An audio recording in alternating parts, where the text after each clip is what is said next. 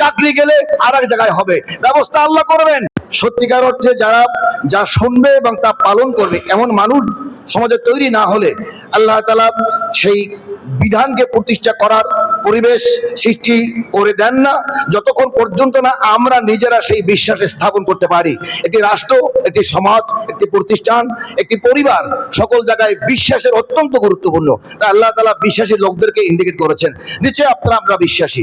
এই বিশ্বাসের মর্যাদা আমরা রাখবো এভাবে, 4টি বর্জন আমরা করলে রোজা পূর্ণ হবে, অপরাধ মুক্ত হব। 4টি বর্জন, 3টি হালাল বর্জন, এটা পানীয় বর্জন, একটি আহার বর্জন, আর একটি বৈধ স্ত্রী বর্জন রমজান মাসে।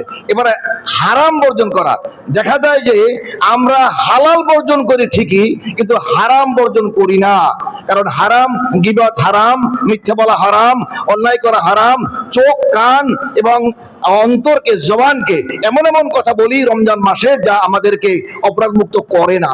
কিন্তু আমি রোজা রাখি, দেখা যায় শুধুমাত্র হালাল বর্জন করে রোজা রাখি, আর হারাম আমাদের মধ্যে চলতেই থাকে।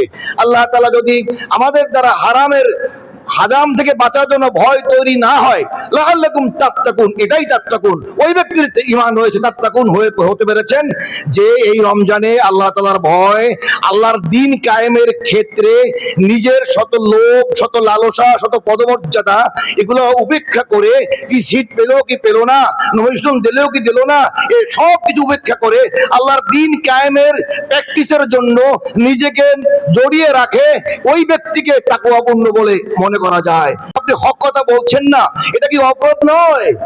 কথা বলেন না কেন? এটা অপরাধ নয়?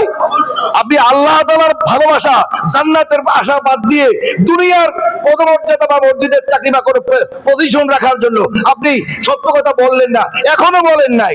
এখনো বর্তমান যে পরিবেশ আসছে, এখনো অনেকে বলে না, বলে আগে যা পারতাম তাও এখন পারি না। তাহলে যারা বাধা দেয় আর যারা বলে না, এরা অপরাধী কিনা? তাহলে আমাদের অপরাধ মুক্ত করতে হলে আমাদের সাহসী হতে হবে, আমাদের নিজেদেরকে ওইরকম তাকওয়া রাখতে হবে। চাকরি গেলে আর এক জায়গায় হবে, ব্যবস্থা আল্লাহ করবেন।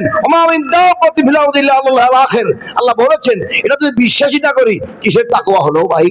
শুধু বলি তাকওয়া, খালি দাড়ি লম্বা আর মাথায় ভালো ভালো টুপি আর সুন্দর গায়ে দেওয়া জামা, এ কি তাকওয়া? না, এ তাকওয়া নয়।